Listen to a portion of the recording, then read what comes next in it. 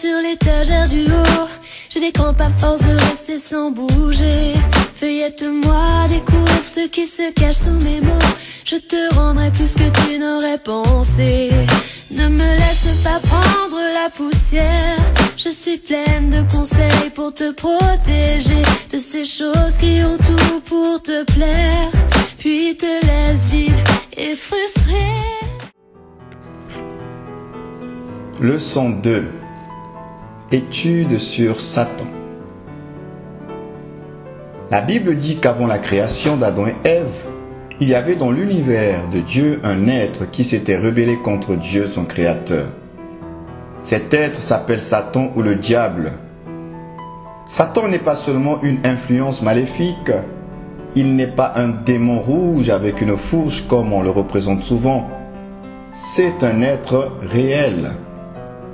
D'où vient Satan? Il y a deux passages principaux dans la Bible qui nous parlent de la situation originelle de Satan et de la façon dont il est devenu l'ennemi de Dieu. Ces passages sont Ésaïe 14 et Ézéchiel chapitre 28. Dans la Bible, nous apprenons que Satan était à l'origine un ange appelé Lucifer. Le mot ange signifie messager. Tous les anges ont été créés par Dieu. La Bible dit, car en lui ont été créées toutes les choses qui sont dans les cieux et sur la terre, les visibles et les invisibles. Tout a été créé par lui et pour lui. Colossiens chapitre 1 verset 16. Bien que les anges soient des créatures belles et puissantes, ils ne doivent pas être adorés car ce ne sont que des créatures. Seul Dieu, le Créateur, doit être adoré. La Bible décrit ainsi Lucifer. Tu mettais le sceau à la perfection, tu étais plein de sagesse, parfait en beauté. Ézéchiel 28, verset 12. Puisque Lucifer était parfait en beauté, aucune créature ne pouvait donc être plus belle que lui. Puisqu'il était plein de sagesse, aucune créature de Dieu ne pouvait être plus sage que lui. De tous les anges du ciel, Lucifer était le plus sage, le plus beau et le plus puissant. Quel a été le péché de Lucifer? Il semble que pendant un certain temps, après sa création, cet ange puissant ait aimé Dieu de tout son cœur et lui ait obéi parfaitement. Et un jour, Lucifer a péché contre Dieu. La Bible dit, tu as été intègre dans tes voies depuis le jour où tu fus créé, jusqu'à celui où l'iniquité a été trouvée chez toi. Ézéchiel 28, verset 15. Où le péché a-t-il commencé? Il a commencé dans le cœur de Lucifer. La Bible dit, ton cœur s'est élevé à cause de ta beauté. Tu as corrompu ta sagesse par ton éclat. Ézéchiel 28, verset 17. Voici ce que Lucifer se disait en son cœur. Je monterai au ciel, j'élèverai mon trône au-dessus des étoiles de Dieu. Je m'assirai sur la montagne de l'assemblée. Je monterai sur le sommet des nuées. Je serai semblable au Très-Haut. Ésaïe chapitre 14, versets 13 à 14. Quel a été le péché de Lucifer? Son péché a été l'orgueil. Quand cet ange puissant a considéré à quel point il était beau, son cœur s'est enflé d'orgueil. Lucifer est tout simplement tombé amoureux de lui-même. Pendant qu'il se contemplait, Lucifer a décidé qu'il n'y en avait aucun d'aussi grand, d'aussi beau, d'aussi sage que lui. Il a donc décidé qu'il devait être Dieu. Il a opposé sa volonté à la volonté de Dieu. Par 5 fois, Lucifer a dit « je ». Quelle chose terrible pour une créature que d'opposer sa volonté à la volonté de Dieu. Le changement dans le cœur de Lucifer. Un grand changement s'est produit dans le cœur de Lucifer lorsqu'il a péché. Avant cela, Lucifer aimait Dieu et Dieu siégeait en tant que roi dans son cœur. Maintenant, Lucifer s'aimait lui-même et il ne voulait plus avoir Dieu sur le trône de son cœur. À la place de Dieu, il a mis son moi sur le trône. Le péché d'orgueil qui a commencé dans le cœur de Lucifer l'a conduit à l'amour propre. Son amour propre l'a conduit à faire sa propre volonté et sa propre volonté l'a conduit à la rébellion contre son Créateur. Lucifer n'était plus content d'être le plus grand après Dieu. Il voulait maintenant être Dieu. Dieu a vu ce qui se passait dans son cœur et il a fait tomber Lucifer de sa position élevée. Son nom a été changé de Lucifer, qui veut dire porteur de lumière, à Satan, qui signifie adversaire. C'est ainsi que Satan a commencé à s'opposer à Dieu et il a toujours péché depuis. Satan a un royaume. Satan a été le premier ange à se rebeller contre Dieu, mais plusieurs autres anges l'ont suivi dans sa révolte. Ces anges sont appelés les anges déchus, tandis que ceux qui sont restés fidèles à Dieu sont appelés les saints anges. Satan, en accord avec ces anges déchus, a établi un royaume opposé à Dieu et à son royaume. Depuis la rébellion de Satan, il y a eu deux royaumes dans l'univers. Le royaume de Satan et le royaume de Dieu. Ces deux royaumes ont des caractéristiques tout à fait opposées. Le royaume de Satan est le royaume des ténèbres, le royaume de Dieu est le royaume de la lumière.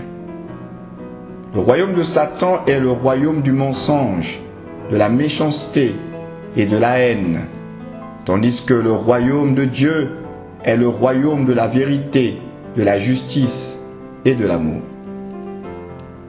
Qui sont les sujets de Satan? Les sujets de Satan sont les anges déchus et les personnes qui ne sont pas sauvées.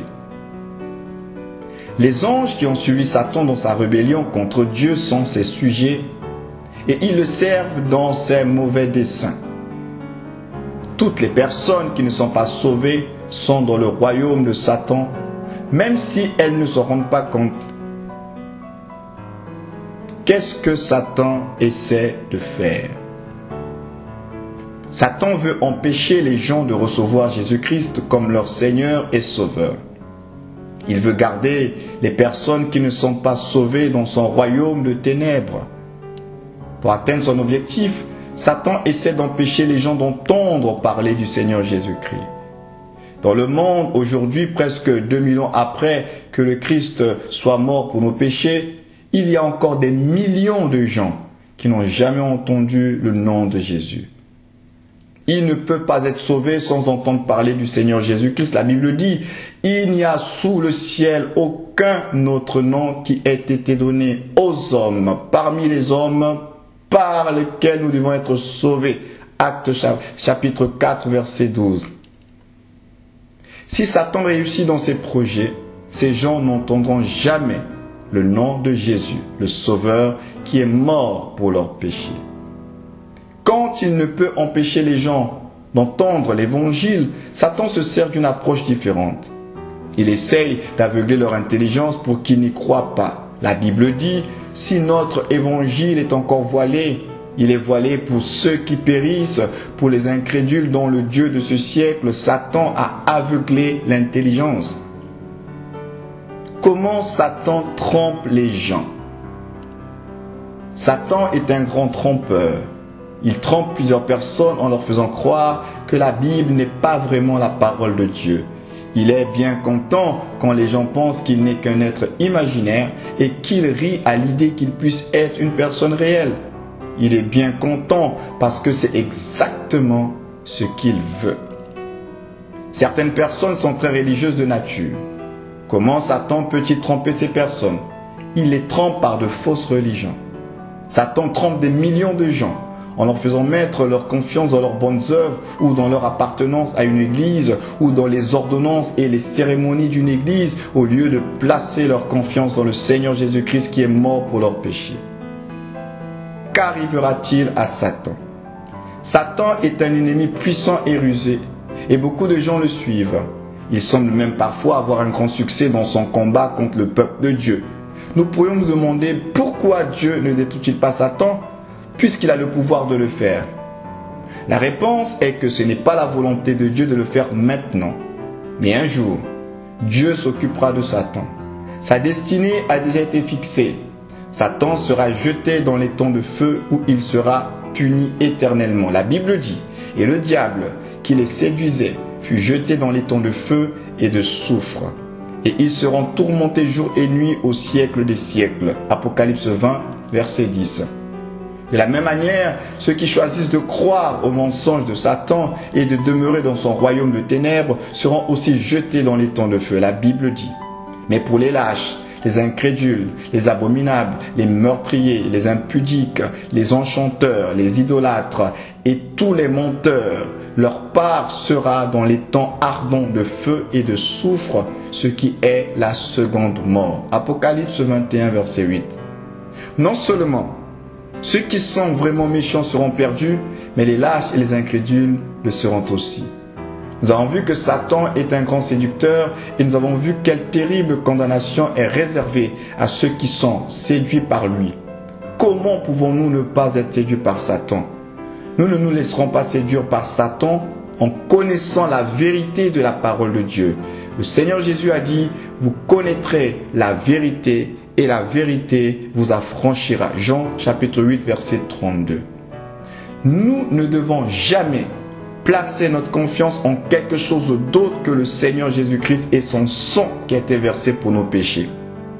L'apôtre Paul a écrit, mais quand nous-mêmes, quand un ange du ciel annoncerait un autre évangile que celui que nous vous avons prêché, qu'il soit anathème.